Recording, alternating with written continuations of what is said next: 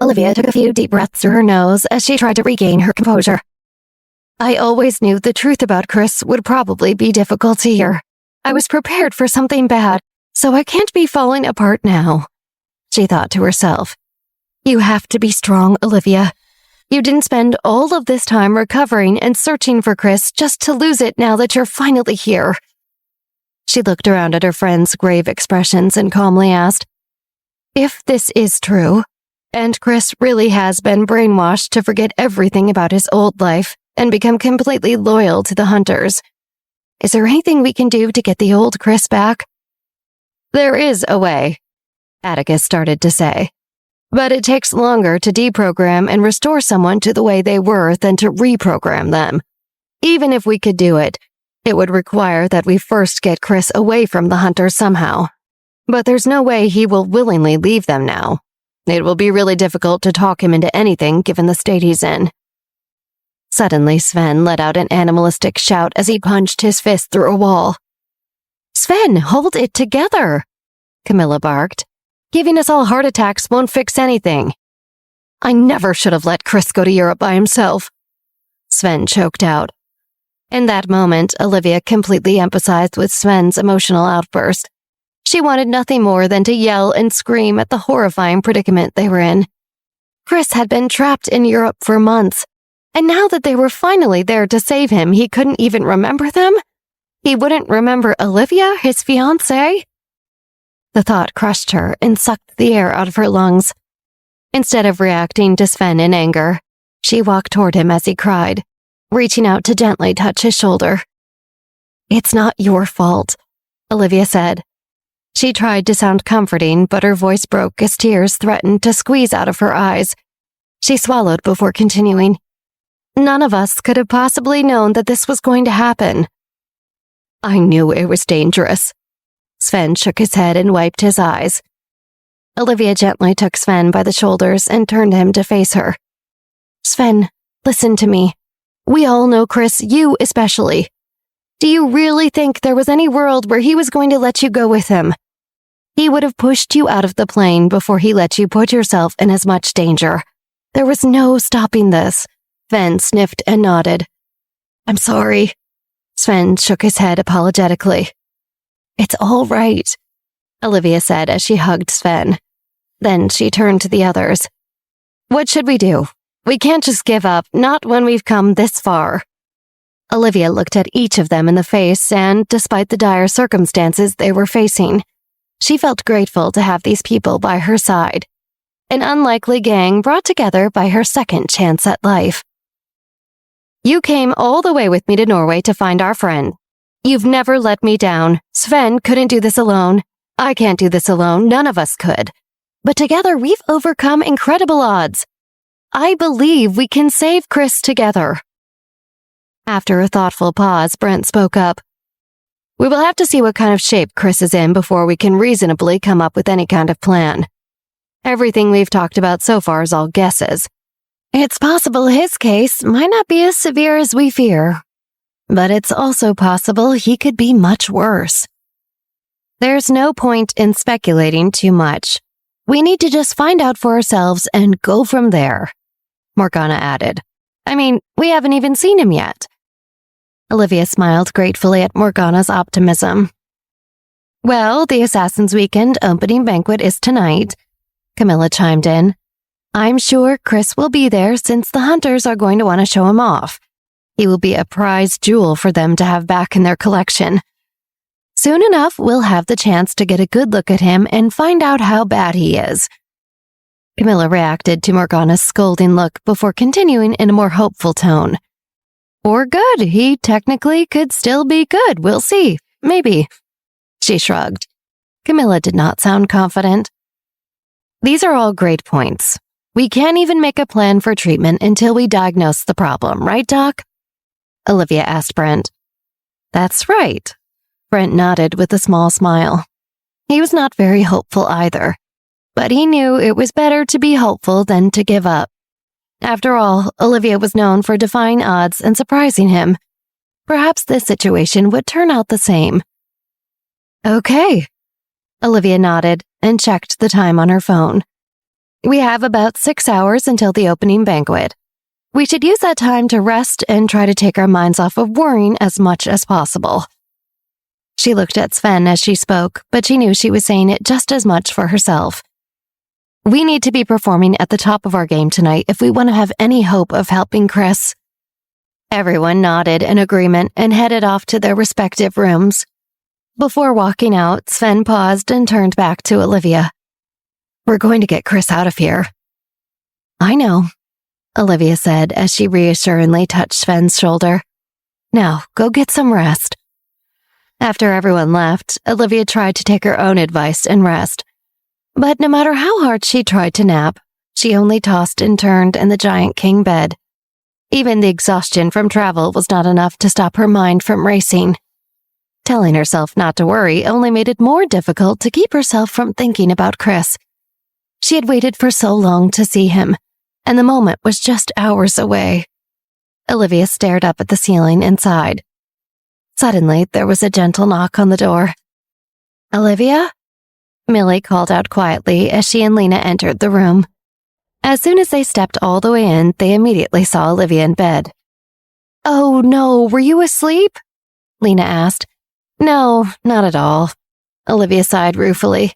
"Come, tell me about lunch." Olivia sat up in bed, trying to seem like her normal self. Millie and Lena excitedly regaled Olivia with stories about the delicious food in Oslo.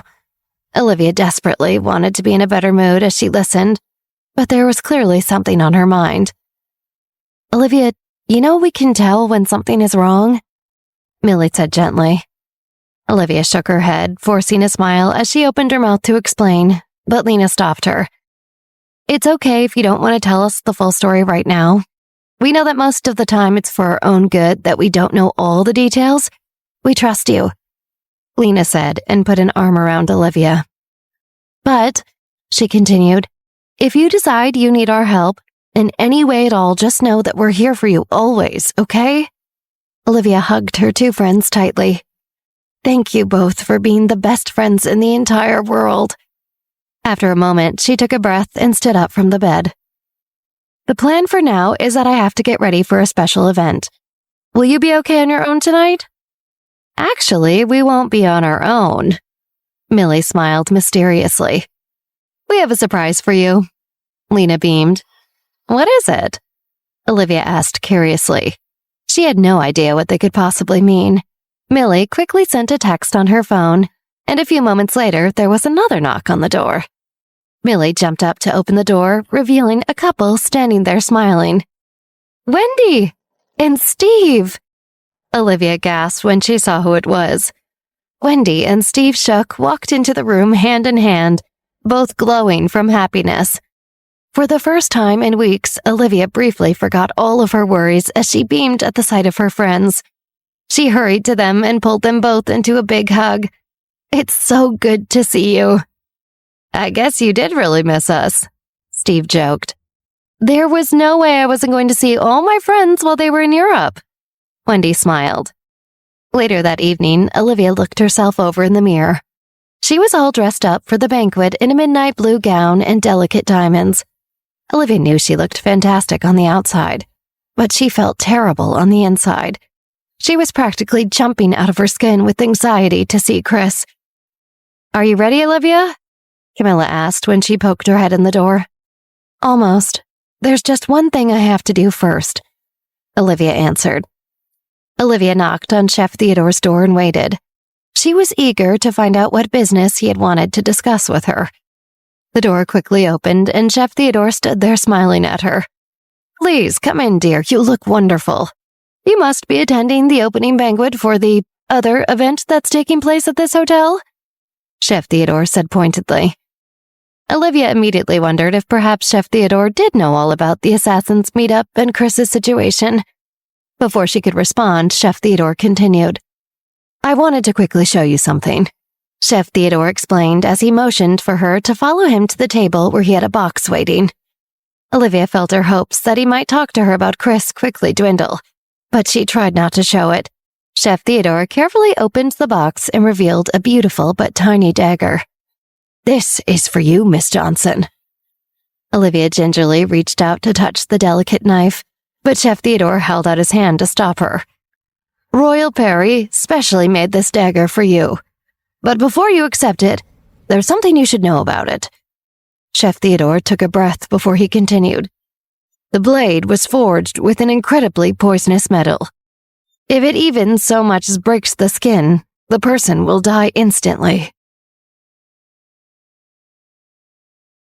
Olivia stared at Chef Theodore in shock.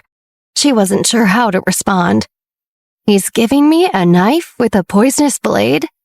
Did I even hear him correctly? She decided to make a joke so that she could get a temperature check.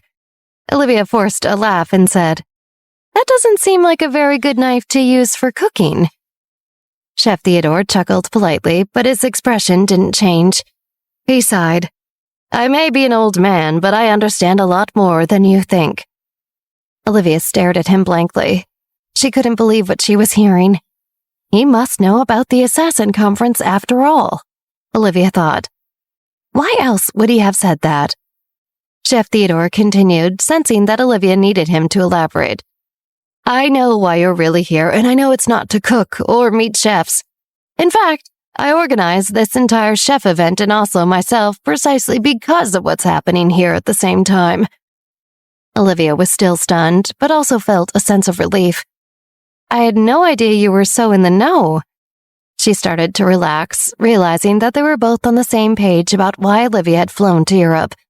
She would no longer need to keep up any sort of pretense on Chef Theodore's behalf. Chef Theodore smiled then. He was nervous about Olivia being here with so many dangerous people, and was happy to offer her this dagger as a way to protect herself. You'd be surprised how many powerful people like to take private gourmet cooking lessons, and how much they like to gossip while they cook. He chuckled softly at this, a glimmer in his eye. Olivia's mind was racing. She thought back to every memory she had of Chef Theodore. From her cooking lessons with him to the knife god competition at Royal Perry's estate. All this time, he was more aware than Olivia would have ever guessed. Before Olivia could respond, Chef Theodore looked at his watch and said, Well, I think you better be going. I don't want to keep you any longer. Olivia felt her heart swell. She'd always liked Chef Theodore, and it was nice to know that she could trust him with the more serious aspects of her life. It's great to see you. Thank you for the dagger. It means a lot. Chef Theodore pulled Olivia in for a hug, and she squeezed him back. Just before she pulled away, Chef Theodore whispered in Olivia's ear, Bring back our boy. At the mention of Chris, Olivia felt a pang of yearning fear. I'll try, she whispered back, trying to keep from crying as she smiled up at the older man. As Olivia exited Chef Theodore's room, she took a deep breath and tried to mentally prepare for the assassin's banquet that awaited her. Just as she looked up from her feet, she saw Sven waiting in the hallway dressed in a tux. Oh, Sven! Olivia didn't expect to see him there, but she was happy he was. Sven smiled, hands tucked in his pocket. Hello, Olivia. How did you know where I was? Olivia asked as Sven held out an arm for her to escort her towards the elevators. I have my ways. Sven smirked. He always found a way to show up for Olivia in sticky situations, and she felt grateful that he had found her. I couldn't let you enter the banquet by yourself. After all, there are killers in that room. Sven winked. He was always proud of his corny jokes. Olivia laughed and rolled her eyes. Whatever could you mean? She joked back. Olivia certainly knew that there would be killers in that room. She was counting on it. There was, of course, one killer in particular that Olivia was fixated on tonight, and that was her fiancé. It felt like he had been missing forever at this point, and Olivia couldn't believe that she would finally be reunited with him, even though Camilla had warned her that he might be different now, that he might not even remember who she was. Olivia still couldn't wait to at least see his face again. Olivia was so lost in thought about seeing Chris that she nearly walked right into the closed elevator door. Luckily, Sven was paying more attention than she was and quickly pulled her back by her arm. Sorry, I'm a little distracted. Up here. Olivia smiled sheepishly, gesturing towards her head. Sven stopped and turned his body to face her. Are you okay? Are you ready for this? He seemed genuinely concerned about her. Olivia appreciated that. Yes, I'm okay. I promise. Just a bit nervous, that's all. Olivia was more than a bit nervous, but she was genuinely ready to face this next hurdle. Sven gave her a smile and a gentle pat on the back. Let's do this, then. He then pressed the button on the elevator, which immediately opened up. The two of them stood in anxious silence as they rode down to the main floor. Finally, they reached the main floor and the elevator doors opened.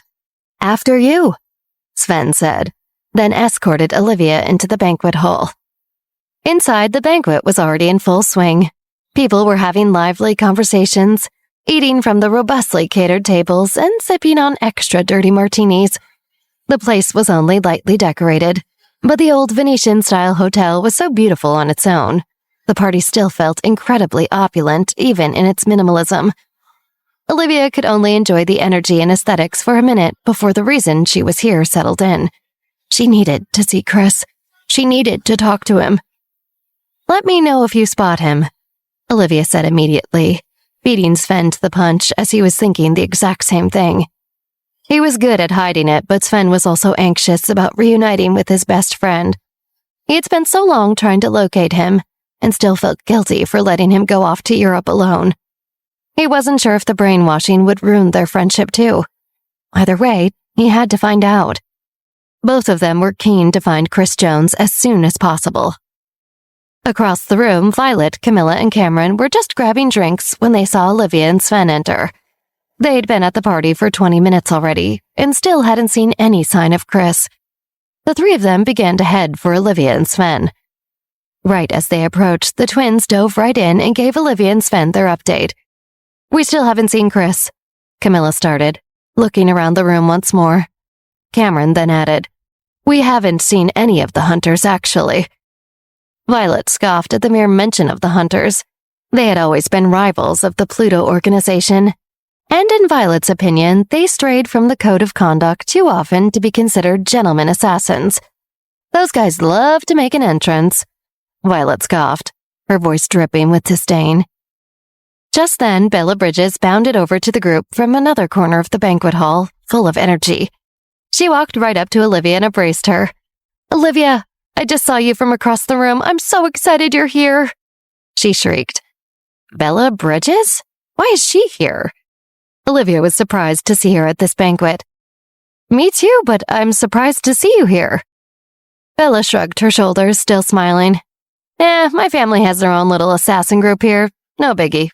Olivia raised her eyebrows, wondering about their little group, but didn't ask more. She smiled. Well, it's good to see you, Bella, and I love your dress. Bella always looked beautiful, always dressed in the most fashionable of outfits, and always designed specially for her. Bella did a little twirl. If you want it, it's yours. Olivia could tell she meant it. Bella was always sincere, which was one of the reasons Olivia had liked her right away. Hey, where's Chris? Bella asked then, noticing that he wasn't there. Suddenly, the energy in the room shifted. Everyone's attention was stolen by the big group who had just made their way inside the space. Their grand entrance sent a ripple of murmurs through the banquet hall. One by one, heads turned to look at the group. Nobody could take their eyes off them. The hunters had just entered the building. Each member of the group was dressed immaculately, and all of their heads were held high. Violet was right about them. They did know how to make an entrance. The confidence they emulated could almost be mistaken for arrogance. At the front, leading the group was Saibon, dressed in a flouncy princess dress, completely at odds with the event. Saibon skipped into the crowd as though she were on a romp in the park. She smiled and waved as she glided through like a teenage celebrity. The moment Saibon spotted Olivia, her smile grew even bigger. She very subtly winked at Olivia, and then looked back over her shoulder. Olivia followed her gaze, and what she saw left her breathless. Just behind Saibon stood Chris Jones, looking better than ever. It was clear from one look that the hunters had him on some kind of diet and exercise schedule. Olivia tried not to think about it too much. She looked him up and down, then looking for hints that he had changed internally as well. He was clearly wearing a very expensive designer tux that hugged his new muscles perfectly. Olivia couldn't help it, but the sight of him alone made her heart flutter. I've never seen him in a tux like that. Olivia had to stop herself from running over to him. Before her mind could wander any further, she saw something that made her heart stop. Chris was walking in, but not alone. Amidst all the commotion and the shock of seeing him for the first time in so long, Olivia didn't notice, but there he was, side by side with Kelly O, aka Mantis. As if that weren't bad enough, just then Chris seductively slipped his hand around Kelly's waist, causing Olivia's throat to close up in horror. Olivia watched, completely rapt, as Chris moved through the room with Kelly O glued to his side. Kelly caressed Chris every chance she got, sending shivers down Olivia's spine with each touch. Olivia felt her face growing hotter and hotter as she watched. This is not happening, she tried to tell herself in her mind. Olivia felt like daggers were being thrown at her heart. She knew to expect that Chris would be different, but nobody warned her of this. She had to watch her fiancé practically draped all over another woman. Sven noticed the expression on Olivia's face and reached his hand out to squeeze her arm in support. Olivia appreciated the show of friendship, but still, she couldn't shake how nauseous she felt. Just then, Bella cleared her throat and nearly whispered, "I'm going to head to the ladies' room. It was nice to see y'all." Olivia knew that really Bella was just excusing herself because she could feel how awkward this was, but she didn't care. Olivia barely noticed Bella leave at all. All she cared about was Chris, and how his hand was dangerously placed low onto the small of Kelly's back. As if they could feel her fiery gaze, Saibon, Chris, and Kelly broke away from the rest of the group and beelined for Olivia and her friends. Olivia tensed up, not sure that she was ready for this. Camilla sighed loudly and dramatically, crossing her arms. "Brace yourselves, everyone." Camilla was technically talking to the whole group, but looking directly at Olivia. Olivia started to panic because she wasn't done trying to mentally prepare. She did not feel ready for this encounter at all. He's not himself. He's not himself. He's not himself, Olivia thought. She figured if she repeated this little mantra, it might hurt a bit less when Chris showed any signs of brainwashing. Saibon stopped just short of the group, grabbed a glass of wine, and turned her attention towards them. "Hi, everyone. I'm so glad to see you all. It's been way too long," she grinned. Nobody responded, but that didn't bother Saibon. She looked Sven up and down. "Wow, Sven, you look so handsome in your tux. It's no wonder all the ladies love you." Saibon gushed, really hamming it up, but Sven wouldn't have any of it. He sneered at her, then promptly turned his attention to Mantis and Chris. He wanted to gauge how alert his friend was, if at all. He started with a fake smile for Kelly, who he knew well from his own time with the hunters. "Mantis, lovely to see you as always," Sven said sarcastically to her, his tone dripping in irony. Kelly didn't miss a beat. "Oh, we miss you, Svenny," she purred back. "You know there's always a spot for you back at the hunters." She smiled then, looking to her left at Chris. Kelly then gaped dramatically, slapping her hand over her heart. "Oh, how rude of me. I didn't make a proper introduction. Kay, this is Sven Jorgensen. Do you remember him? He used to go by Joker." Sven's stomach churned as he waited for Chris's response, wondering if it would reveal anything. Chris's eyes flickered over Sven. Yes, I remember." Sven felt his heart swell with hope, but then Chris continued. "He and I rarely spoke, but we had a few missions together back in the day, before he decided to turn his back on his organization." Chris sneered at Sven in disgust. Sven ached at Chris's clear disdain for him. He wanted to ask him more, to see if he could coax his friend out, but Saibon continued on with the introductions. "Kay, this is Cameron and Camilla. They're a part of the Pell family." Chris's eyes flashed for a moment, then receded back again. Saibon then came to Violet, who she looked at for a moment but gave up quickly. She said loudly, "I don't really know who this is," she explained. Finally, Saibon's gaze landed on Olivia and she pounced, lingering with her stare, really milking the moment. "And this is Olivia Johnson. She's part of the Park family." Saibon smirked. Chris sneered at this as he looked Olivia up and down with contempt. "The Park family, huh?" Chris said before quickly dismissing her. All the hunters knew that the Park family was aligned with the Pluto organization. It was natural for any one of them to be wary of a park, but that didn't make it hurt Olivia any less to see Chris treat her that way. Olivia felt tears forming behind her eyes. It was so strange and heartbreaking to hear herself be referred to in third person as an introduction to her fiancé, as though they didn't know each other inside and out already. As though the moment couldn't get any worse, Chris then placed his hand on Kelly's hip, pulling her in close to him and whispering something in her ear that made her giggle like a little girl. "I'm going to kill you." Olivia's devastation about Chris was quickly devolving into something vengeful towards Kelly. That was enough. She needed to know more before she lost her mind. Olivia decided to dip into Chris's mind to try and read his thoughts, but she was shocked to find that his mind was completely blank. Olivia was confused.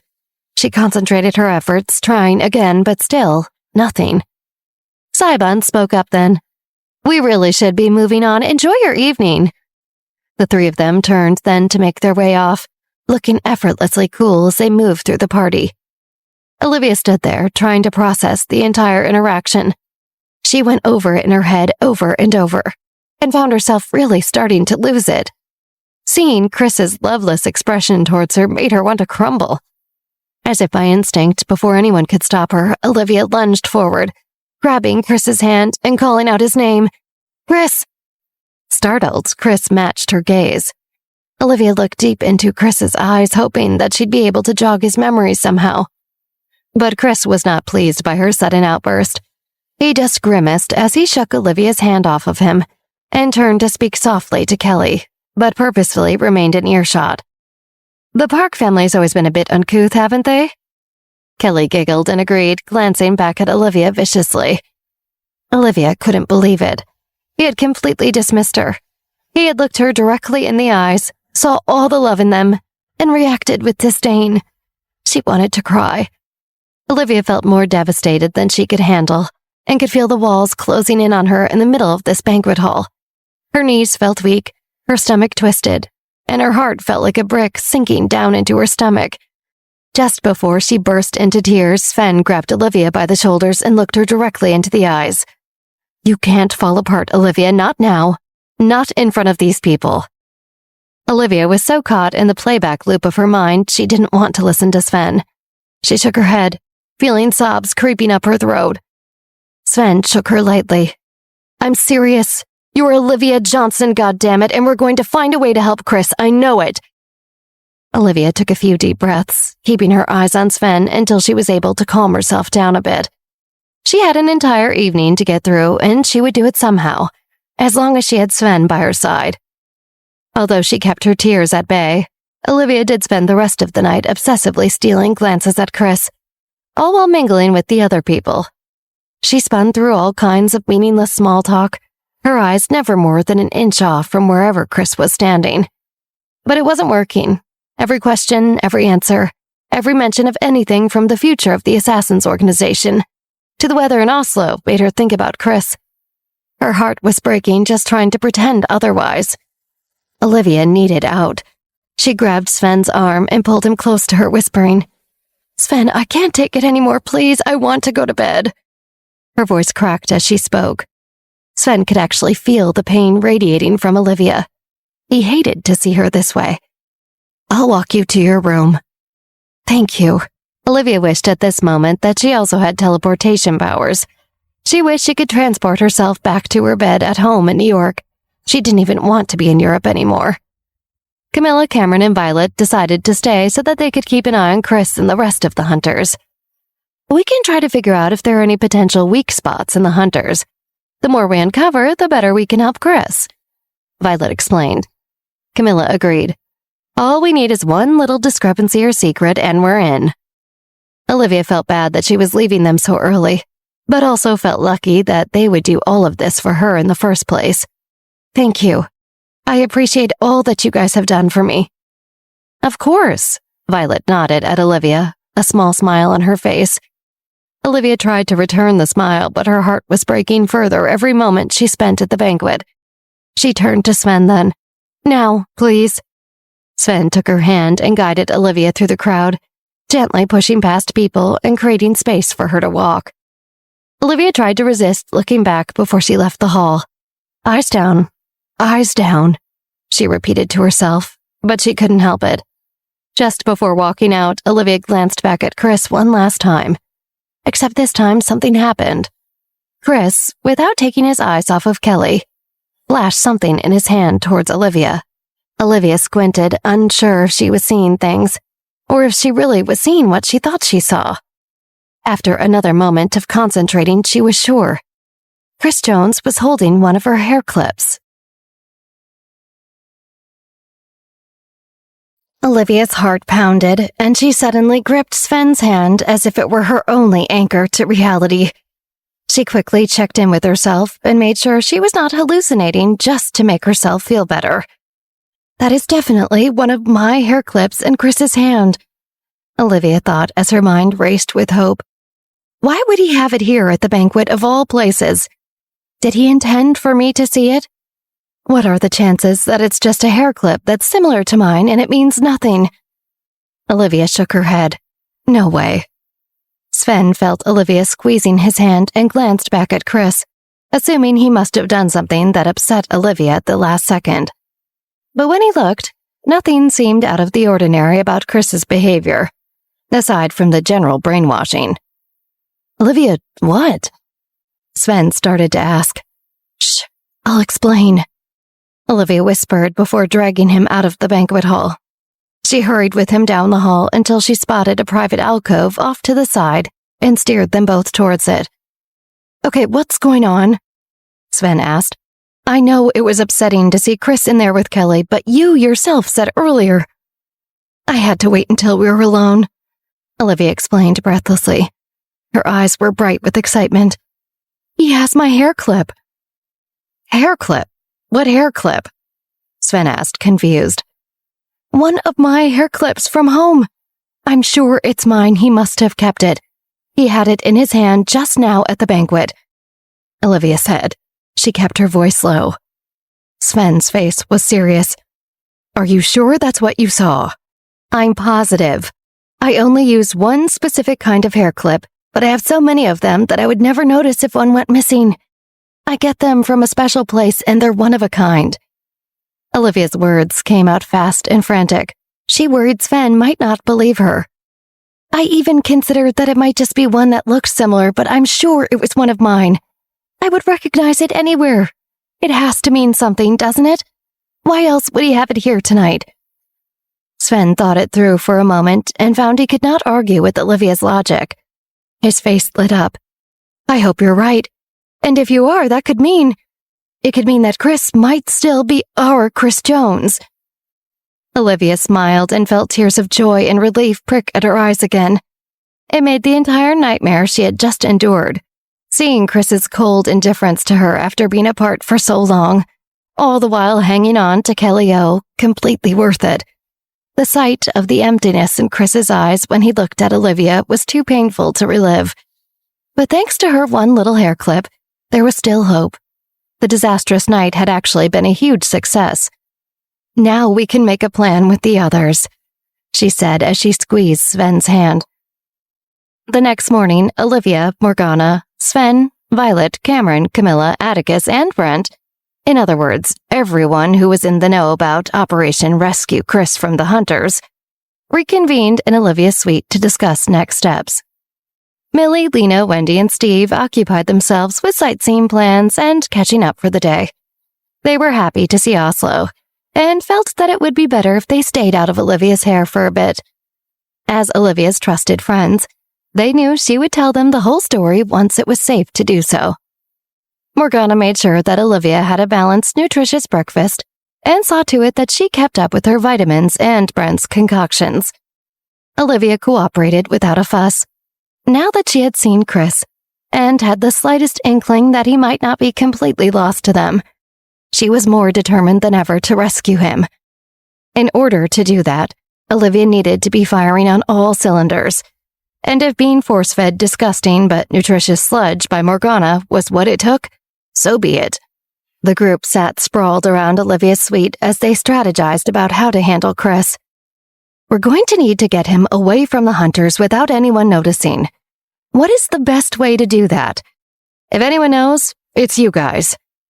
Olivia posed the question to her assembled brain trust. I think whatever we do, we should wait to do it until the last day of the conference, Camilla suggested. Cameron nodded in agreement. We'll go much more unnoticed that way. This would have been so much easier if I could have brought the entire Nether group here, Olivia mused quietly. Bringing an assassination group to the assassin convention? Why didn't we do that again? Morgana asked. The conference has rules that any assassin group has to be an established organization for at least 5 years before they can attend, Sven explained. Seriously? I didn't know assassins had so many rules. I mean, they're assassins. Who can tell assassins what to do? Morgana huffed. Other assassins? Camilla answered dryly. Olivia turned to Violet. Can we use any of the Pluto members to help us with this? Violet looked doubtful. Probably not. I'm afraid there is also a code between each assassin group not to interfere with others' business. And not even Pluto would want to mess with the hunters. Even if you could have brought the Nether group, it would have been suicide to use them to directly clash at the conference. Again with these rules, Morgana complained. What is this, the Boy Scouts and Girl Scouts of America? Renewing and honoring the agreements is kind of the whole point of this assassin conference. I don't know what to tell you. Sven shrugged. Bottom line, Pluto is not an option. I can't even use my own guys. Okay, we know what we can't do. Let's focus on what is possible, Olivia said, redirecting the conversation back on track. It's going to be very difficult to physically extract Chris because he's extremely well guarded, Violet explained. Some of the Pluto members that report to me have been tasked with spying around the hotel this weekend. They told me that Chris's room is flanked by bodyguards, and they take shifts at their posts, so they're there all day and all night watching his door. That's something we might be able to navigate, but also there's the matter of... Violet suddenly hesitated. What is it? Olivia asked. Violet sighed. I don't want to upset you. We have to make a plan and we need all the facts. I can handle it, Olivia insisted. Chris is apparently sharing a bed with Kelly O, so he's basically being guarded there as well, Violet said unhappily. Everyone nodded and looked at the floor. They knew this was a detail that would be difficult for Olivia to hear, and did not want to make it any more awkward for her, but it was unavoidable.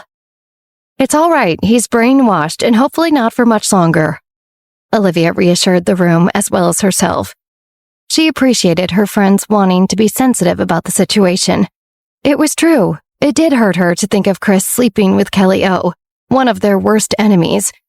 But there was no time to dwell on it if they were going to succeed at rescuing him. She pushed the upsetting mental images away. Well, we can't use assassins, and we can't just waltz in past all those guards and Kelly. But my bugs can, Morgana said slyly. That's actually not a bad idea, Sven admitted thoughtfully.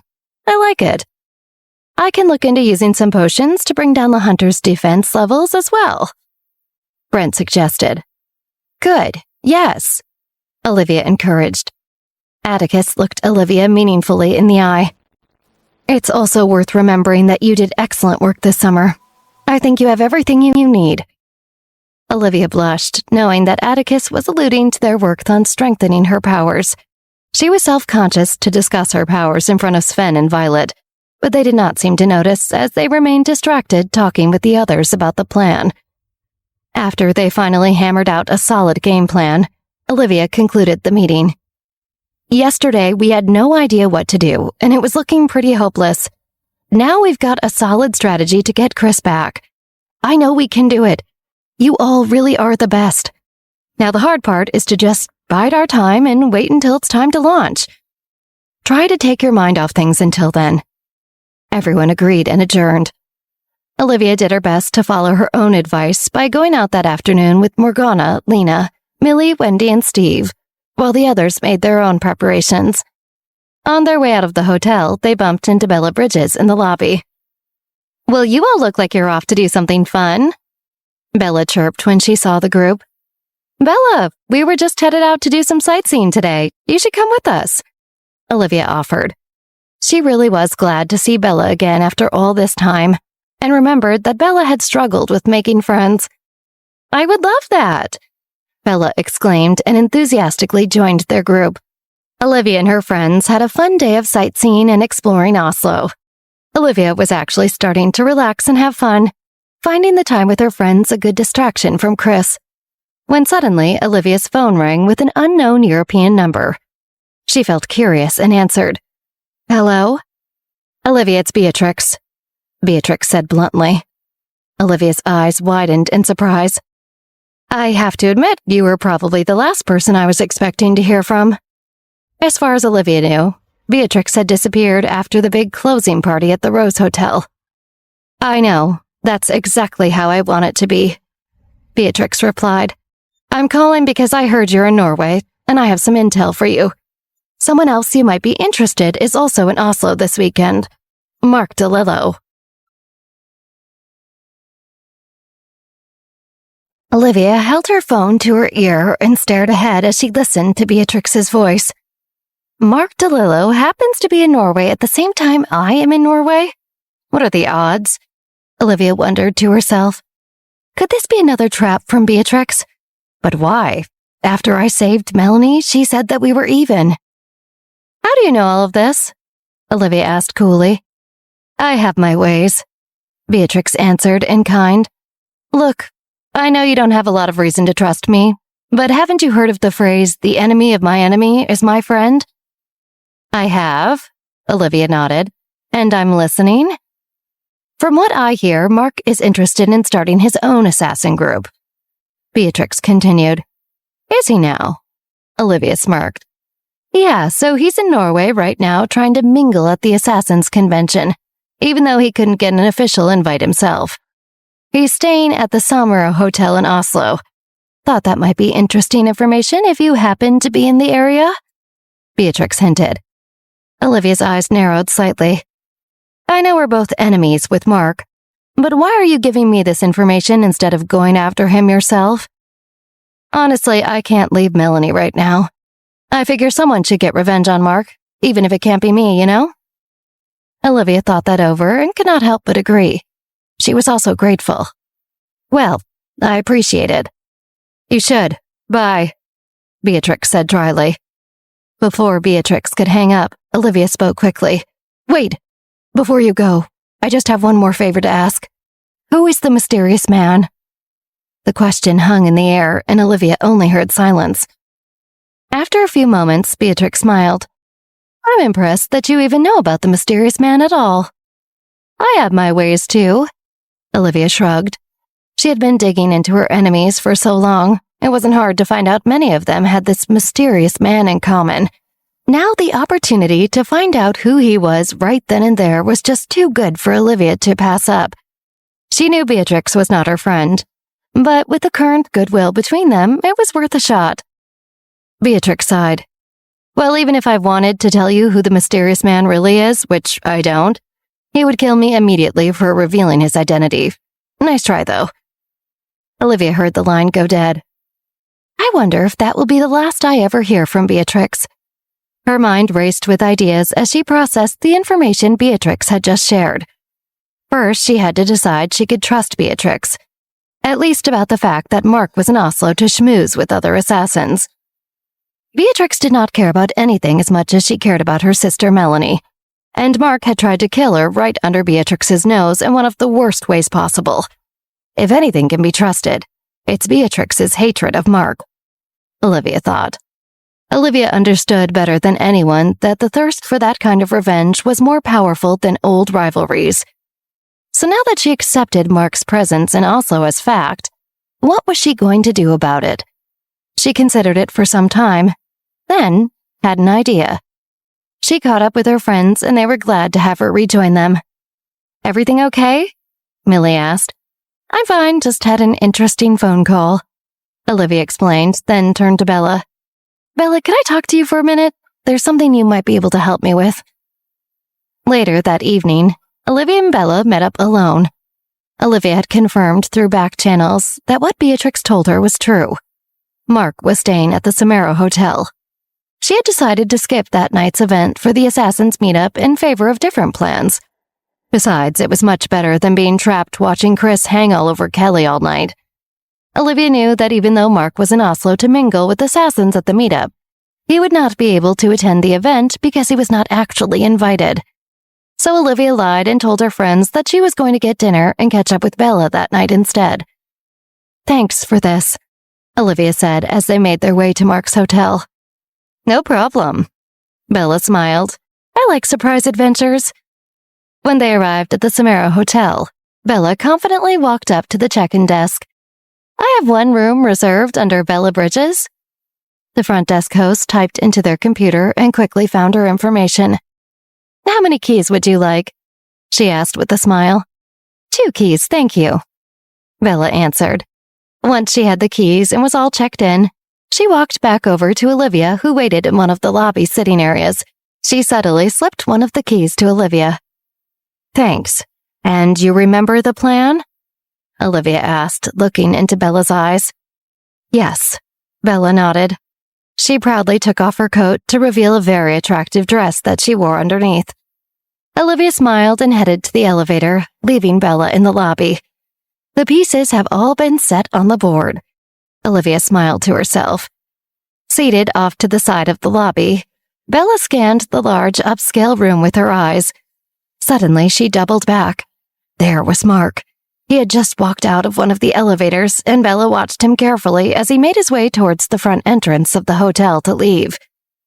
Bella knew she had to move fast in order to look like she had just gotten there herself. She hurried out a side exit and ran around to the front. Then she casually walked in through the front entrance, pretending she had just arrived and looked distracted just as Mark crossed her path. She bumped into him and stumbled, but Mark smoothly caught her in his arms. "Oh my goodness, I'm so sorry," Bella exclaimed, eyes wide as she looked up into Mark's face. She could tell that he immediately noticed her low-cut dress and liked what he saw. Bella worked up some tears for good measure. "It's all right," Mark started to say to the attractive stranger. "I'm sorry, I'm just so distracted right now. I just broke up with my boyfriend," Bella sniffed. Mark was instantly intrigued. "You poor thing, are you okay?" he asked, grinning at her like a hungry fox at a lost chicken. Bella gave him a sad smile. "All I need is a stiff drink and a little company, then I'll be fine."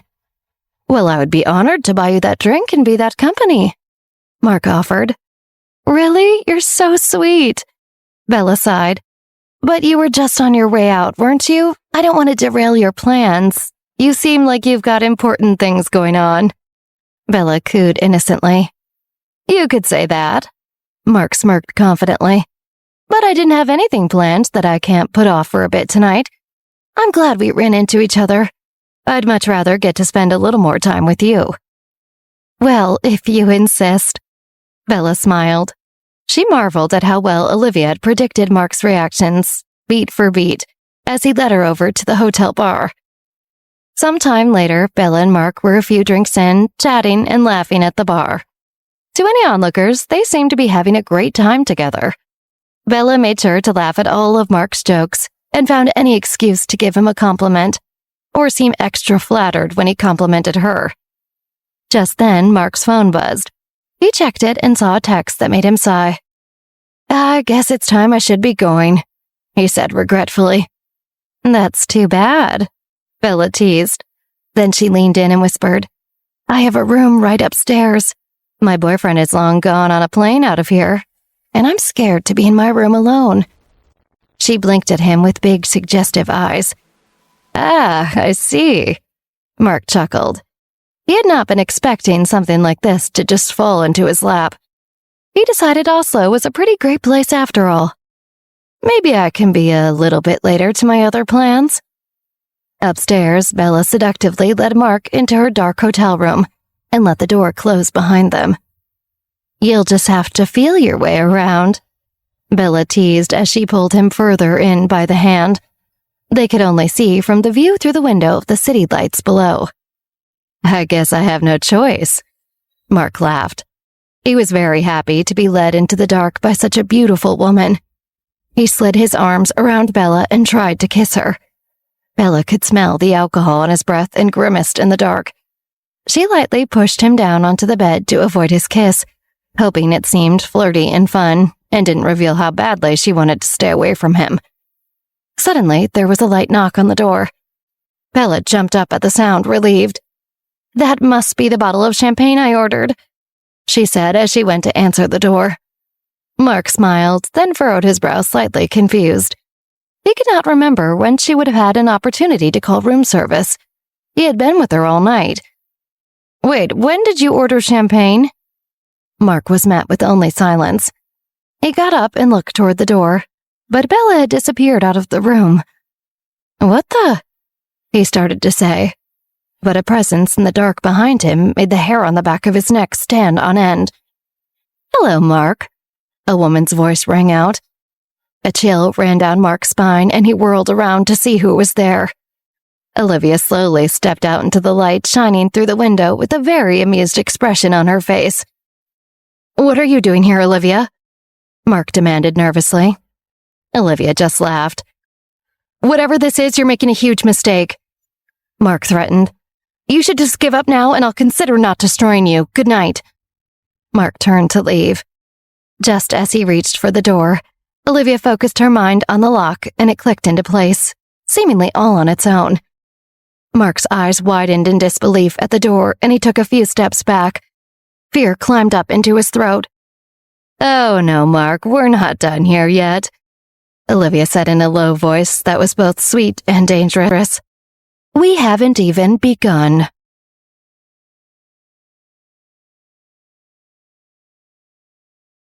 Mark felt his breath catch in his throat. He wasn't sure how Olivia had locked the door from where she stood all the way across the room, but he started to feel uneasy.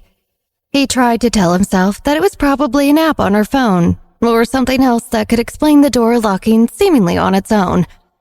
Either way, a bad feeling washed over him as Mark began to realize that he was now trapped in this room with Olivia Johnson. He decided he had to play it cool, that he could still take control over this situation if he played his cards right. "What is this, Olivia? What are you playing at?" Despite his attempts to sound threatening, Mark's words came out sounding unsure and unconfident. He took a breath and turned to face Olivia. "Listen, you seriously don't want to mess with me. I will ruin you." Olivia laughed out loud. He looks so pathetic right now, she thought to herself. "Oh, Mark, it's you who should have never messed with me."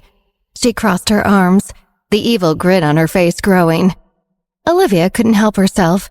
After all this time, she was genuinely excited to have a little fun at Mark DeLillo's expense. After everything he had put her through, it was his turn to be terrorized. It was his turn to feel out of control. Meanwhile, Mark was actually growing scared of her, but he was trying so hard not to show it. He mirrored her stance, crossing his own arms and holding his head high. He'd faced so many powerful men. He should be able to face one little girl, even if she was Olivia Johnson. Just then, Olivia took a step closer to him, and Mark immediately backed up. The movement was involuntary. It was instinctual. Mark didn't feel safe. "Stay back," he said. Perfect, Olivia thought. I have him right where I want him. She took another step forward, closer to him. Mark was beginning to scramble. He didn't understand what Olivia's motive was. He knew that he'd played dirty in New York, but it wasn't like he directly attacked Olivia. At least not yet. "What is this about? Is this regarding business? What, did you want the land I bid on in Brooklyn or something?" But Olivia didn't answer him. She just kept smiling and staring at him. She was enjoying this game of cat and mouse. It was fun to make Mark squirm. Mark cleared his throat, unsure what her silence meant. He continued, "We can talk business, Olivia. Let me take you out for a drink so we can have a proper conversation." Olivia tilted her head to the right like a curious dog. "A conversation, huh?" Mark mistook her sarcasm for sincerity. He really thought he was getting somewhere with him. I know the summer has been tough on you. I'm sorry that the Rose Company is doing so well and you clearly don't like that. But don't you think this is a little bit of a psychotic way to handle things? Olivia's face briefly flashed with annoyance, but she quickly regained her composure. Mark was really great at pissing her off, but it was obvious that right now he was just grasping at straws. She laughed again. This has nothing to do with business, Mark. Mark's heart began doing somersaults in his chest. He couldn't predict Olivia's next move, which only made him more nervous. Mark took another step back now. I'm serious, he said. You need to stay back. Or what? Olivia smirked. Mark had nowhere else to go. He felt cornered and he wasn't going to let this girl continue to threaten him. He had to do something now before Olivia had the chance to. He lunged forward, attempting to attack her. But it was useless. Olivia was ready, and she acted quickly. Suddenly, everything in the room moved in slow motion. She watched as Mark's feet lifted slightly off the floor mid-jump, as his hands started to rise up and forward to form a punching grip, and as his expression contorted into one of anger. Olivia was able to examine his every movement, taking in the exact moment before she made her own move. This whole time, Olivia was concentrating and working to summon her powers. In the span of half a second, she blew Mark backwards mid-air so that he landed flat on his back, knocking the wind out of him. Mark gasped, pain shooting up his back from where he landed on the ground. His mind raced, unable to catch up to what had just happened. He looked up at Olivia in total fear. What was that? He yelled. He looked around to see if he had missed something, like someone else might be there in the room with them. Olivia laughed, feeling even more powerful than ever before. Do you really want to know what this is about? Her eyes went wild as she stared down at Mark, who looked suddenly like a little kid sitting on the floor. Mark didn't answer. He couldn't find any words. He just swallowed hard, truly terrified. Olivia smiled at his silence. Don't worry, I'll tell you anyway. She closed her eyes, taking a moment to really concentrate. All summer, Atticus had taught her how to dig deep within herself to pull out and channel the true extent of her powers. Olivia tapped into the meditative state she had practiced so many times before, about to unleash what she had been working towards. She grounded herself, her feet planted firmly into the floor. Then she started to carefully untangle every alpha, beta, and gamma channel in her mind. She excavated every memory from her past life involving Mark that she'd ever had. Olivia pulled and pulled, compiling everything into one giant force of energy. All of a sudden, as if the wind was being knocked out of her lungs, she gasped for breath as all of the memories of her past life came flooding through her. They were abundantly detailed, all flowing like a rushing river directly from her mind into Mark's. Mark's head spun, filling quickly with all of these brand new memories and the visceral feelings they came with. Even though they were unfamiliar, Mark somehow immediately had the sense that they were his. He saw it all, every detail, from the first day he and Olivia met at Marshall High. Hi, I'm Olivia Johnson. I just transferred here. To the day Mark asked Olivia out on their first date. I can get us into the most exclusive restaurant in Manhattan. Nothing is too good for you, Olivia. He saw every time he used Olivia for her connections, taking meetings behind her back and pretending to like the things she was interested in. There were also several memories of Mark and Pamela making fun of Olivia behind her back, calling her names, excluding her from certain parties, and gaslighting her later into thinking they were on her side. She's not nearly as smart as you, Pamela. Mark was always talking down on Olivia and was always choosing Pamela in the end. Of course, the memory of the first time he cheated on Olivia with Pamela flashed bright amongst the other memories. Mark was impressed with his own audacity. And last but not least, the final memory. The worst one of them all. Mark and Pamela standing over Olivia's slowly dying body on the side of the road. At this point, Mark was shaking violently out of fear. He felt crazy. He didn't know how any of this was happening. He knew somehow that these memories were all his, and yet he had never experienced any of them. He looked up at Olivia, trembling, and could see what she was gearing up to do. Mark knew that he might die tonight. He crawled on his knees and began to beg. "I'm so sorry, Olivia. I'm truly sorry for ever hurting you. Please don't hurt me. Please spare my life." Olivia watched as he clasped his hands together, pleading, and scoffed. "You're not sorry. You're only sorry you got caught," she countered. Mark was desperate. He was officially fighting for his life. He decided to switch gears and shift the focus. "Well, what about Pamela, huh? What she did was way worse. She was your best friend," he shouted. Olivia didn't flinch. "Don't worry about Pamela. She'll get what's coming to her. All you should be worried about is what you want your last words to be." Mark gulped. His eyes darted around the room, looking for an escape. What do you mean?" he stuttered. But it was too late. Olivia focused all of the energy and strength she had left in her body. She connected her mind, body, and spirit until she felt every atom inside of her vibrate in perfect harmony. Suddenly, a bright white light emitted from her chest, and a loud ringing sound erupted outwards and filled the room. Mark screeched as he clawed at his own face, rabid from the pain of what he was experiencing. The ringing sound permeated his eardrums relentlessly, and the light felt like it was burning his skin. Olivia couldn't even hear the sound of his voice anymore. She was completely in tune with her power, eyes closed and in a trance. And then, just like that, Mark was gone. The ringing stopped, and the light went out. Olivia fell to her knees, gasping for air.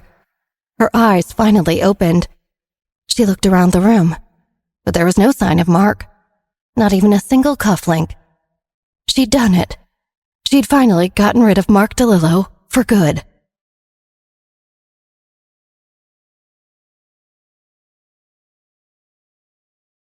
The next day, Olivia was completely wiped out. She had used all of her mental and physical energy on Mark DeLillo. Even though she was proud of herself and relieved to finally get her revenge, she wasn't able to enjoy it fully. She was still too preoccupied with the current task at hand. She knew her work wasn't over yet. She got rid of her past life fiancé, but she still had to rescue her current fiancé, Chris Jones, who she actually loved and trusted. It felt like her to-do list was never over. Olivia spent the entire last day of the Assassins' Conference anxiously awaiting the evening, when she'd finally get her chance to do something about Chris and the Hunters.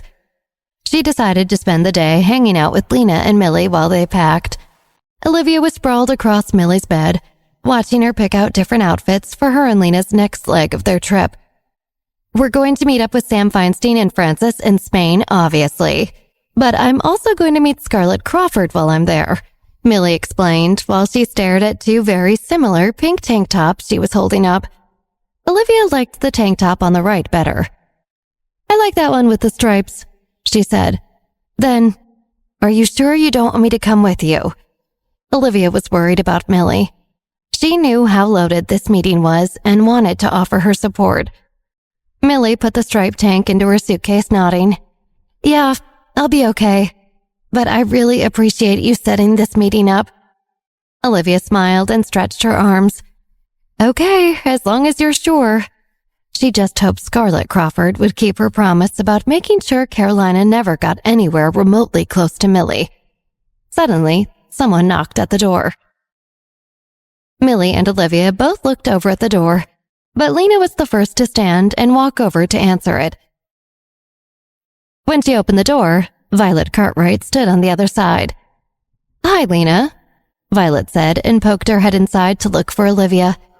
"Olivia, I need to borrow you for a moment," she said to her.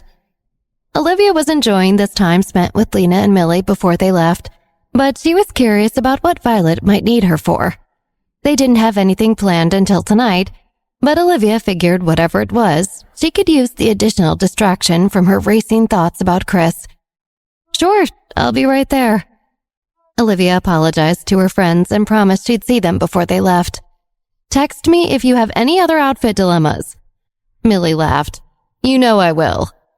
Olivia hugged Millie and Lena goodbye and followed Violet out of the room. Violet led her through the hotel, down the elevators, and outside across the hotel's grand lawn. "Where are we going?" Olivia asked. Violet stopped and smiled. "Trust me, we're almost there."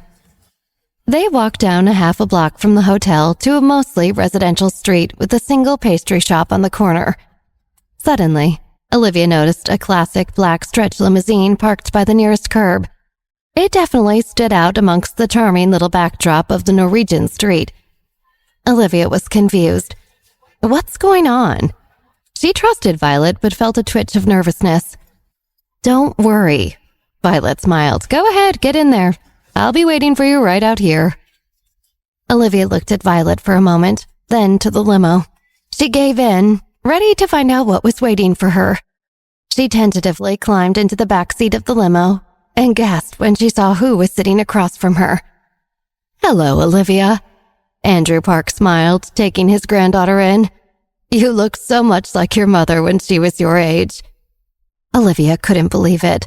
She almost teared up at the sight of her grandfather. She never thought this day would come. "Oh my gosh, I can't believe I'm finally meeting you," she told him, her hand resting over her beating heart.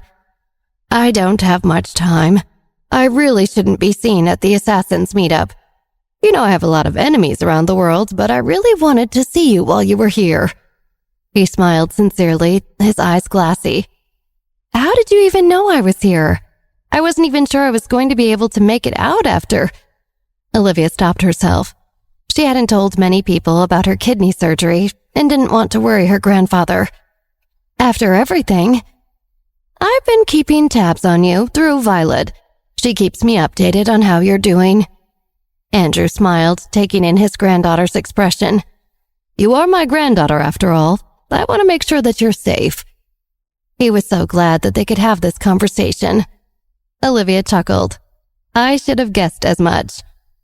Plus, I read every single article about you that I can get my hands on, all of them. I love to see what you're up to, and I want you to know how proud I am of the woman you've become." Andrew spoke slowly, each of his words carrying weight. Olivia was actually tearing up now. She always knew that Andrew Park was looking out for her from afar, but being able to sit across from him and hear it firsthand meant the world to her. "You know, I think that you have a lot of your grandmother in you," Andrew said then. Olivia's heart fluttered. She smiled to herself, knowing how true this actually was. Olivia had inherited her powers from her grandmother, and it was thanks to her that she'd been able to empower herself in this lifetime. "Thank you. I hear she was an amazing woman," Olivia responded. "I miss her every day, and your mother too," Andrew said. "Please tell her that the next time you see her, I know she struggles with my absence sometimes." Olivia offered a smile. "Yeah, but she's okay. She understands. Plus, she and my dad started dating again. Did you know that?" Andrew smirked. "Of course. I always knew they'd find their way back to each other. They're both just so stubborn."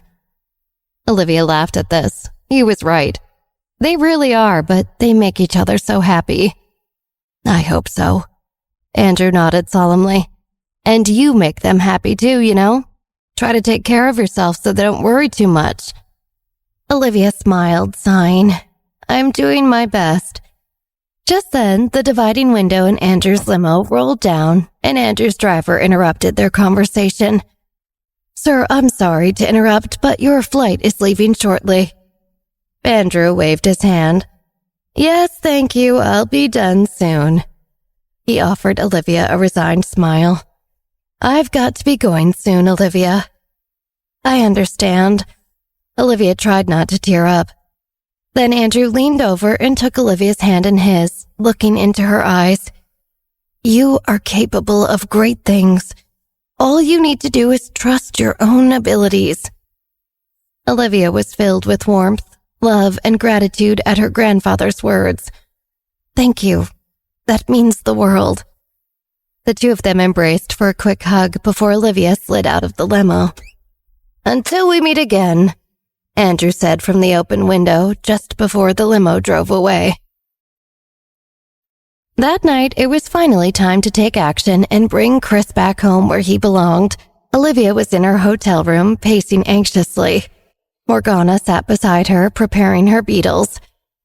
I'm almost done. This is going to work. Morgana tried to reassure her friend. Olivia sighed loudly, stopping for a moment to look at Morgana and the bugs in her lap. Where are Violet and Sven? We've been waiting for their signal for an hour now. Morgana gulped and looked back down at her lap, also feeling unsure. And just like that, their prayers were answered. Olivia and Morgana both shot up and headed for the door, opening it to find Sven and Violet both dressed in all black. Right behind them stood Brent and Atticus, who looked much more casual. Brent spoke first. Atticus and I already laced the punch at the closing ceremony event of the Assassins' Conference. Atticus continued, Yeah, we used a really powerful drug. It should make absolutely anyone who drank it feel drowsy and out of control. Violet interjected then, And the rest is up to us. Olivia and Morgana exchanged a look, both feeling nervous but antsy to get moving. Olivia announced, Well then, what are we waiting for? Let's go. Morgana slipped her bugs in a small leather purse, while Olivia laced her boots.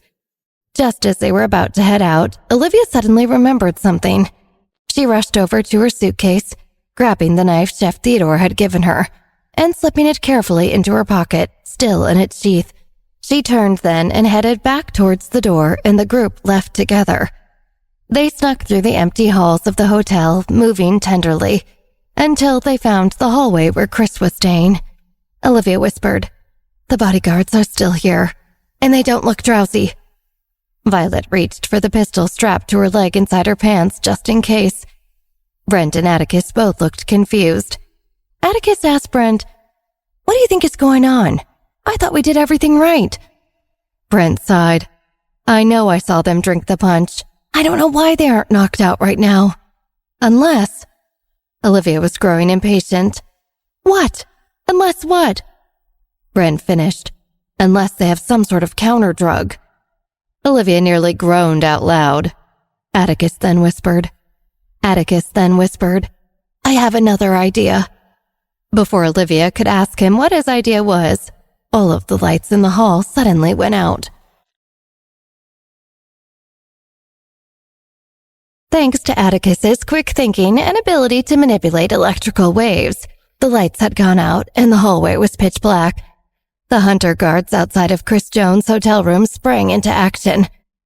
Unfortunately for them, they were disoriented by the lack of light just long enough to give Violet and Sven an advantage.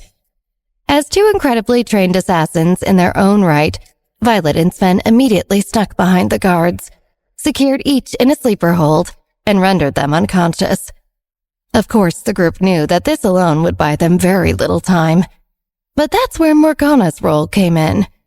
Still in the dark, Morgana quickly crept her way over to the passed-out guards, unzipped her purse, and pulled out two unusually large silverfish bugs. She held the bugs up to her mouth, gently whispering something to them before placing each of them on a guard's earlobe. The bugs quickly slithered their way into the men's ear canals. While Olivia already knew that this was going to be a part of the plan, she found herself incredibly grateful for Atticus's sudden blackout so that she couldn't see the slimy creatures wriggling their way into the guards' brains. Done, Morgana announced proudly, prompting Atticus to snap his fingers, which immediately brought the light back to the hallway. Sven moved quickly, reaching into the pants pocket of one of the guards and pulling out a key card for the room. Just then, the guard's eyes suddenly snapped open, causing Sven to almost stumble back in surprise. But as the guards looked straight ahead, their gaze now seemed empty and glazed. Morgana smiled as she began to address the guards, who were now completely controlled by her bugs. Hello, my babies. I hope you like your new host bodies. Like zombies, the guards bobbed their heads in confirmation. Very good. Now make sure to stay right here and let us know if anyone is coming. The guards nodded again, standing up to take their places on either side of the door. Okay, let's do this. Sven turned to Olivia, who swallowed nervously, then stepped right behind Sven as he carefully slipped the key card into the door. Sven pulled his gun out before pushing the door open as quietly as possible. Quickly, surveying the long hall leading into the hotel suite for traps. He turned and smiled at the group, signaling for them to follow. Olivia could feel her heartbeat speed up with every step as they drew closer and closer to the bedroom. She saw the recognition in Sven's eyes first as he turned the corner into the bedroom. Olivia gulped, then stepped forward, taking in the sight of her beloved asleep in bed. "He's alone," Sven whispered. "Mantis must still be celebrating with the hunters," Violet offered, "unless, of course, she left him on purpose so that we would let our guards down." Time seemed to slow down as Olivia watched Chris, sleeping soundly, his chest falling up and down in time with his breath. He looked so peaceful. Olivia couldn't help but smile, almost forgetting that Chris slept in a prison he had been unable to escape for months. Olivia was about to take a step forward when Violet grabbed her arm, pulling her back. She shook her head at Olivia, then nodded once to Sven. The two of them began to strategically and speedily case the room for any signs of unwanted guests. As soon as they determined the room was clear, Sven turned to Olivia and gave her a thumbs up. But Olivia found herself unable to move. What if what I saw was wrong after all? Olivia thought to herself as her mind raced with worries. What if Chris doesn't remember me? Or worse, what if he hates me now? Seeing Olivia stuck in place, Sven acted on her behalf, knowing that time was of the essence. He rushed forward and began to lightly shake Chris, as Violet, Morgana, Atticus, and Brent stood ready in case Chris retaliated. "Chris, you gotta wake up," Sven quietly urged his friend. Chris's eyes began to lazily open and close a few times as he let out a low moan. "Oh, oops," Atticus piped up. "Looks like maybe he drank some of the punch as well." Sven glared over his shoulder at Atticus, who merely shrugged. The plan was definitely not foolproof, but it had served its purpose. "It's all right, there's an antidote." Brent stepped forward, pulling a small vial from his jacket pocket and uncorking it. He held the vial underneath Chris's nose, waving it back and forth until Chris began to twitch a bit. All of a sudden, as if possessed, Chris's eyes snapped open and he jumped out of the bed, quickly adopting a fighting stance. "What the hell are you doing in my room?" Chris threatened. "Guards! Guards!" He began to call out. Sven jumped forward, grabbing Chris' wrists as he tried to keep him quiet. Chris, it's me. It's your friend, Sven." Sven tried to reason with Chris, but his eyes looked wild as he thrashed his arms, trying to break free of Sven's grasp. Just then, Chris's eyes landed on Olivia and he froze. Olivia?" Chris asked, seeming disoriented. Olivia inhaled sharply. "He does remember me," she thought before taking a cautious step forward. "That's right, Chris." Olivia spoke softly, reaching out a hand towards Chris. "It's me. It's Olivia." Chris turned his body towards Olivia, and Sven hesitantly let go of him. Olivia slowly took another step towards Chris, as if trying to gain the trust of an animal in the wild. In an instant, Chris lunged forward, grabbing Olivia. The rest of the group began to spring into action, but stopped when they realized Chris was embracing Olivia. The group all paused for a moment as they watched the two. Chris held Olivia tightly to his chest, deeply inhaling the scent of her. "You have no idea how often I dreamt of this," Chris whispered into Olivia's hair. I can't believe you're real." "I can't believe it either." Olivia squeezed him back. Sven cleared his throat behind them. "I hate to break up the reunion, but we're on kind of a time crunch here, folks." Chris looked up then, a flicker of recognition flashing in his eyes as he turned. "Sven!" He looked at his friend and smiled. Sven smirked at Chris. Yeah, it's good to see you too, bud, but let's maybe get you out of here before we get all sentimental." "He's right, we need to go." Olivia looked up at Chris, her expression suddenly serious.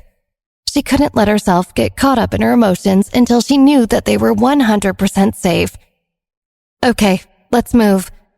Violet began to lead the group back towards the front door of the room. As she approached the door, she turned to the group, holding a finger to her mouth for them to be quiet. She reached for the handle and turned it as silently as possible, carefully pushing open the door. Well, where do you all think you're going?" A voice rang out, causing Chris's muscles to tense. "Mantis," Chris whispered in fear. "Oh, shit." Sven whispered to himself as the door opened wider, revealing Kelly O smiling smugly at Olivia and her friends.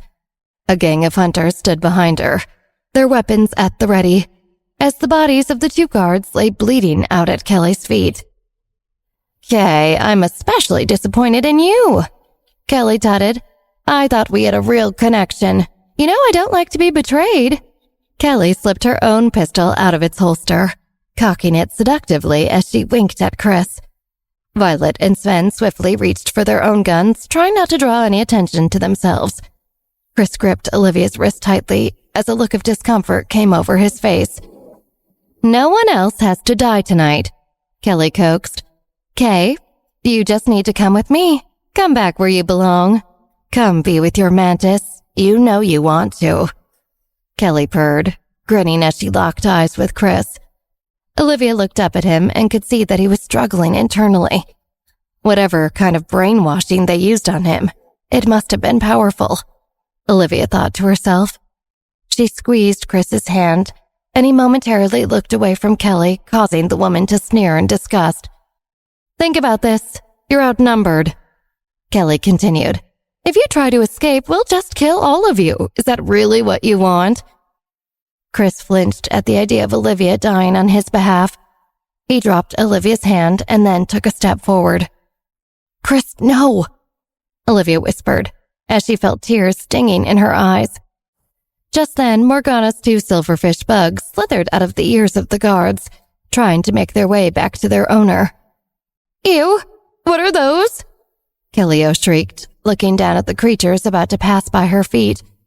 Out of instinct, Kelly lifted her stilettoed foot and stomped out one bug, then the next. "No! My babies!" Morgana let out a loud cry. "You'll pay for that." Without even a moment to process, Morgana opened her purse and quickly dumped the contents of it onto the floor. Everyone looked on in horror as hundreds of bugs spilled out of the purse and began wriggling around. "Get them!" Morgana shouted, and suddenly the bugs began to fly, crawl, slither, and scuttle directly towards Kelly O and the hunters behind her. "What the?" Kelly shrieked as she tried to cover her face from the barrage of insects. "Now!" Violet shouted suddenly as she whipped her pistol forward and began taking shots towards the door. Atticus and Brent pulled out the guns Violet and Sven had given them and started to shoot as well. It was only mere seconds before they were met with retaliation from the hunters, who blindly shot at the group behind the wall of insects that continued to attack them. "Come on, we have to get out of here." Sven turned to Chris and Olivia, urging them towards one of the windows in the bedroom. Chris and Olivia ran behind Sven as he approached the window and quickly tried to lift it open, but it wouldn't budge. They locked every possible exit, Chris explained, looking over his shoulder to make sure the hunters weren't gaining on them. "Figures," Sven muttered. "Stand back," he warned Chris and Olivia as he raised his gun, aiming it at the window pane. Chris quickly pulled Olivia into his chest, shielding her face as Sven pulled the trigger, causing the glass to splinter and shatter. Sven then stepped back and raised his leg to kick away the remaining glass. Sven leaned out the window, looking down at the 2-story drop below onto the hotel's well-manicured lawn. "Well, it's not high enough to kill anyone, but if you don't jump right, you could definitely break a leg." Chris looked at Sven. "We should go first." He then turned to Olivia. "That way we can catch you." "Okay." Olivia nodded in agreement. Without hesitation, Sven leapt out of the window, landing perfectly on his feet. Chris followed over, looking back at Olivia one last time before jumping out the window himself.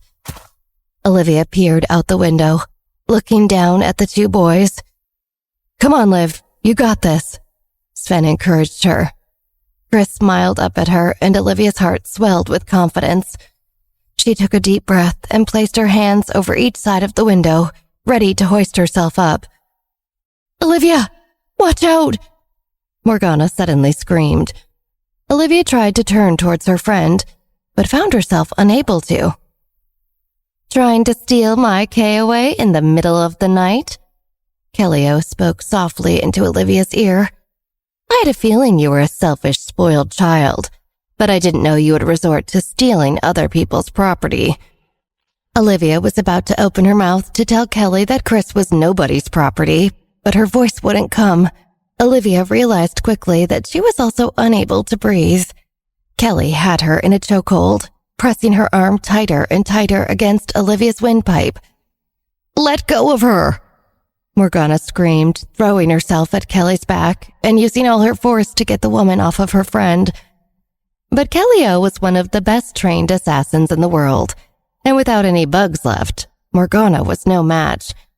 Kelly continued to choke Olivia while Violet and Morgana's brothers were distracted fighting off the rest of the hunters, and Chris and Sven stood below, too far to help her in time. Olivia felt her vision narrow as she tried desperately to gasp for air. It felt like she was actually going to lose, like all of this had been for nothing. Then, Olivia remembered something. She used all of her remaining strength to reach into her pocket and pull out the small knife Chef Theodore had given her. In one swift move, Olivia used the knife to cut through Kelly's pant leg, slicing into her skin. Kelly yelped in surprise, but never loosened her grip around Olivia's neck. She looked down then and saw the tiny cut Olivia had made on her leg. Kelly began to laugh as she felt Olivia weakening more in her arms. Nice try, little girl, but it takes more than just a little paper cut to... Suddenly, Kelly's body began to violently shake. Olivia could feel Kelly's grip loosening around her neck and she gasped for air at last. What's happening? Morgana asked as she jumped back from Kelly, who had now fallen to her knees as she began to foam at the mouth. I'll explain later. Olivia choked out, rubbing at her neck. We need to go. Olivia turned to the window and looked down at the boys who had been watching in horror. She then hoisted herself up and closed her eyes tight before throwing herself out of the window. She let out a loud exhale when she felt herself being safely caught by Chris and Sven. As soon as she knew she was safe, Sven let go of Olivia, turning his attention back to the window to catch Morgana. Chris placed Olivia down gently but refused to let go. Are you okay? Did she hurt you? Chris seethed at the sight of bruising around Olivia's neck. I'm okay. Olivia smiled up at Chris. Everything's okay now. After landing out of the window with a perfect roll and popping up onto her 2 feet, Morgana rushed over to Chris and Olivia, Sven at her side. What now? Chris asked authoritatively. We have a car parked right outside the entrance to the hotel, Sven explained. We just need to make it across the grounds without being caught, then we drive to the airport where the park company jet is waiting for us. But what about Violet? And Brent and Atticus? Olivia nervously looked back up towards the broken window, nervously as the sound of gunshots continued to ring out. We need to bring them with us. There's no time, Sven urged. Right now, every hunter-assassin in the hotel is waking up from the sound of those gunshots. But that also means in only a few seconds, Violet will be joined by at least 50 Pluto members as well. She'll be okay. Plus, if things really get rough, Atticus can always open up a wormhole for them to slip into another dimension. Morgana shrugged. Of course, there's always the possibility of getting lost in that dimension. One time Atticus was lost for 7 years in another dimension. And we'd love to hear about that more later, but right now we gotta go, Sven insisted. The 4 of them made their way across the grounds as quickly as possible, while staying as much in the shadows as they could. Chris and Olivia locked hands the entire way, as if refusing to ever let go of one another ever again. I see the car, Morgana whispered excitedly as the gang approached the edge of the hotel property. But just as they were about to celebrate their seeming victory, a group of shadows descended on them from every direction. Oh no, you're not leaving without saying goodbye, are you? A cloying, sweet voice chirped out from behind them, sending a shiver down each of their spines. Olivia turned first, a fire burning in her eyes as she faced Saibon, who stood there smiling at them, as if they were simply meeting for a tea party, On either side of Saibon, hunters dressed in all black with masks covering their faces surrounded the four of them. Olivia steeled herself. She knew she would have to face Saibon at some point. She began to concentrate on her breathing already, preparing to use her powers the way Atticus had trained her to. She had been preparing for this moment all summer. There was no way she was going to let the hunters take Chris from her. Not again. "Let us go, Saibon. I'm warning you," Olivia smoldered. "Oh, Olivia, I'm not going to hurt you. You know me." Saibon giggled. "It's just that Kay here, well, he broke the rules, and for that he must be punished." Saibon pouted. "That's enough, Saibon. You've already done everything you could to ruin my life. Hasn't it been enough?" Chris spat out, unable to stop himself. Olivia felt his hand trembling in hers and knew he was thinking about his mother. "Oh, Chris, you know it's not up to me," Saibon tutted. "Now, do you want to make this easy? Or would you rather do it the hard way?" Saibon smiled and snapped her fingers, causing the group of assassins circling them to each pull out a pistol, cocking them in perfect unison. Before anyone could say anything further, they heard a low rumbling, followed by the ground beginning to shake. Everyone began to look around nervously except for Olivia, who stood completely grounded, breathing rhythmically as she focused all her attention into Saibon. What's happening?" Saibon asked, a hint of fear in her voice for the first time in her life. Olivia smiled at her, fueled by the sound of Saibon's terror. Olivia took another deep breath and the ground began to shake more violently underneath them, causing everyone except for Olivia to lose their balance. "Stop!" Olivia suddenly heard someone scream, but no one had opened their mouth. "Please, just stop!" she heard again, this time recognizing the voice as Saibon's. Olivia stared wide-eyed at Saibon, who glared directly at her but never opened her mouth. Are you in my head?" Olivia thought to herself, distracted enough that she faltered, causing the earthquake to pause momentarily. "That's right." Saibon smirked at Olivia now, but still her mouth remained shut. "You're not the only one with powers. You and me, we're more alike than you would think." At that, Olivia clenched her fist, refocusing on her powers. "That's where you're wrong, Saibon," Olivia thought loudly in her head as the earth shook fiercely underneath them. "I am nothing like you." Just then, a loud crack broke the quiet of the night as the ground in front of them split in two, swallowing Saibon as well as four of the masked assassins. The last thing they heard was Saibon's piercing scream before it faded away as the crack closed back up and the night returned to silence. The remaining masked assassins stood there in shock for a moment before quickly running in the opposite direction, deciding that whatever they were asked to do with this Chris Jones was no longer worth it. Chris and Sven stood for a moment, staring at the ground in absolute awe. "What in the—" Sven finally spoke up, but Olivia interrupted him. "Come on, let's go." She rushed off towards the car, followed by Morgana, who trotted to keep up with her. Behind them, Chris and Sven stood for another moment, unable to process what just happened. "Hey," Morgana whispered to Olivia once they were out of earshot of the boys. "Atticus teach you that trick?" "Yep." Olivia smiled at Morgana as she linked arms with her. "Come on, boys," Olivia called over her shoulder, shaking Chris and Sven out of their stupor. Once they were in the car and safely on the road, the friends were finally able to take a moment to breathe. Sven couldn't wipe the smile from his face as he drove, thinking about how lucky they were to make it out of there alive. Morgana sat shotgun, fiddling with the radio as if nothing interesting had happened tonight. Olivia and Chris sat in the back, arms wrapped around one another as they stared longingly into each other's eyes. Chris told Olivia the entire story of his imprisonment with the hunters, from the advanced brainwashing and torture they inflicted on him, to the rigorous physical and mental training they forced him to do for hours a day.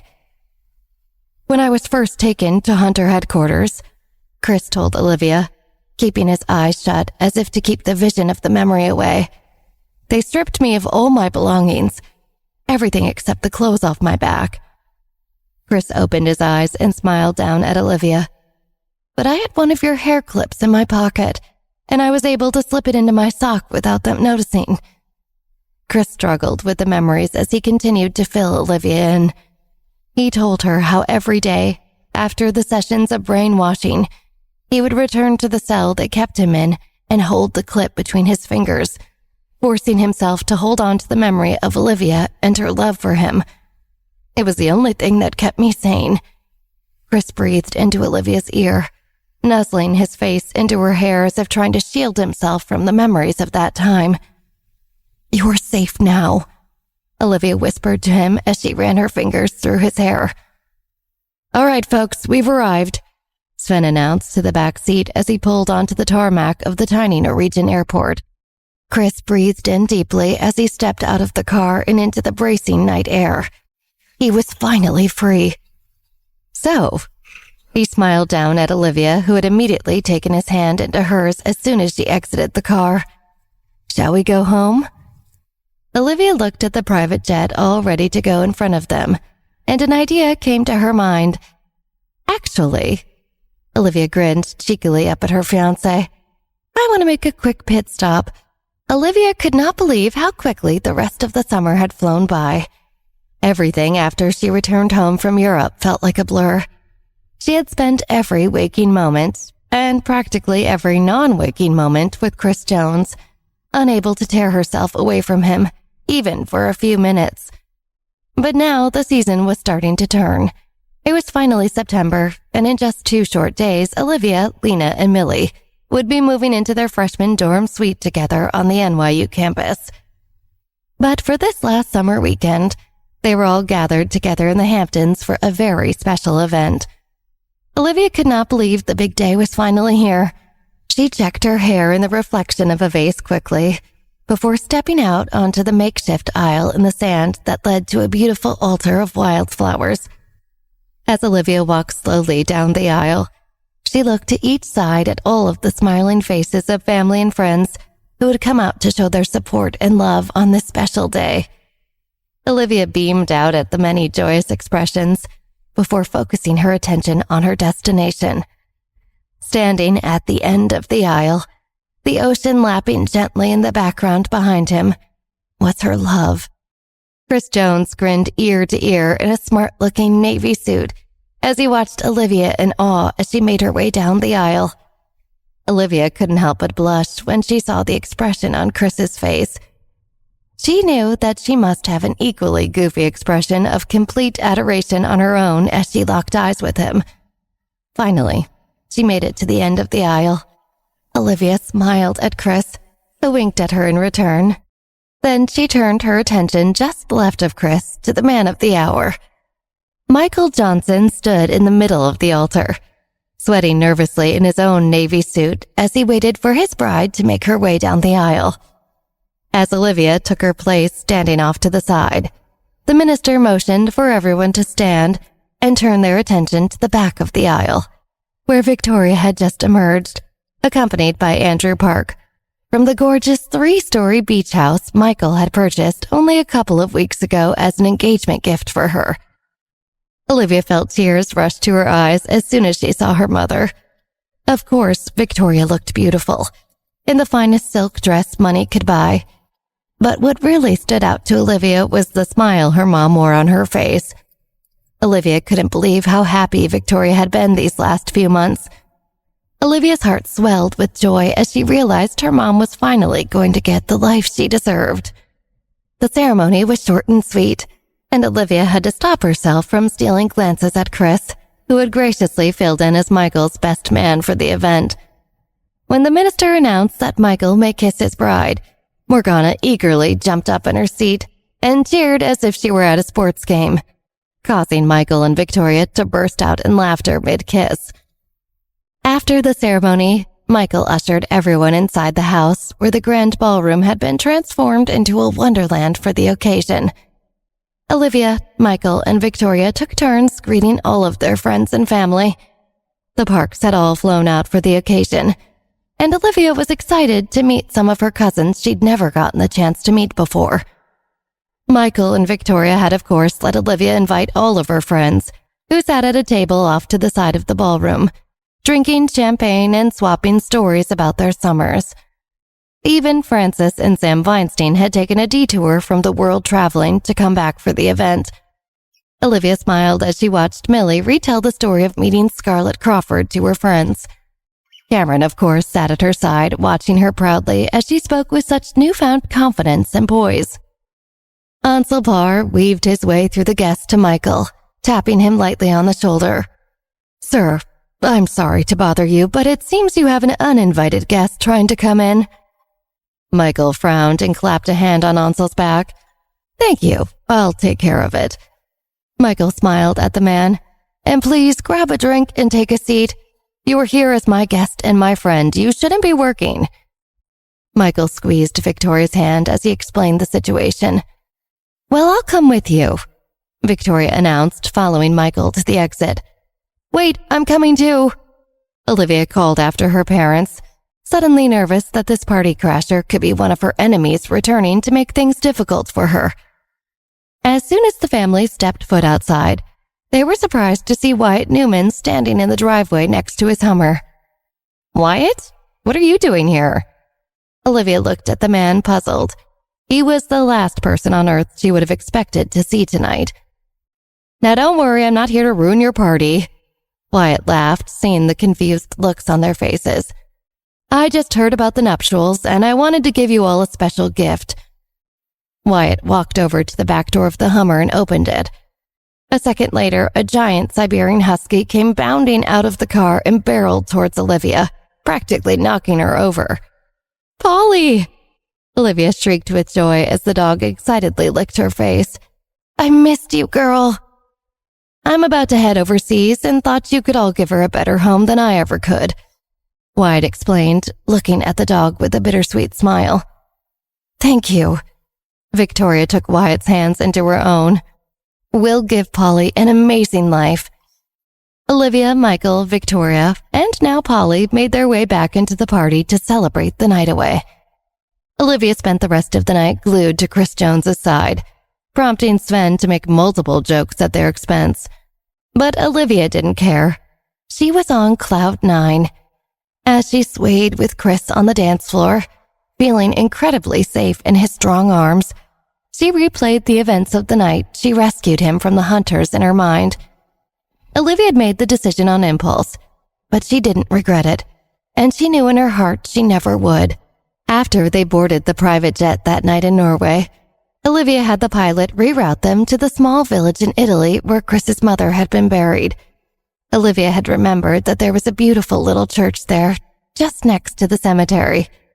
When they arrived at the little village, the sun was just rising, and the priest had only woken up a few moments before their car pulled up. Luckily, Sven spoke enough Italian to explain to the priest what they were hoping for. Olivia would never forget the way he chuckled good-naturedly before ushering the 4 of them into the church. It was a tiny ceremony, with Sven acting as Chris's best man and Morgana as Olivia's maid of honor. But it was the most wonderful moment of Olivia's entire life. Afterwards, they celebrated with the finest Prosecco and fresh pasta doused in garlic and oil.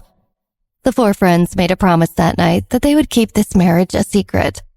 Olivia and Chris would still have a proper wedding someday, after they had finished college and had their lives more settled.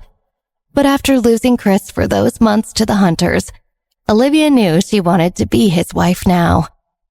That night, at the little bed and breakfast the priest had recommended to them, Olivia had given herself completely to Chris, relishing in every single inch of him and waking up tangled in his arms, the smell of olive oil and orange blossoms wafting in on a gentle breeze through the open window.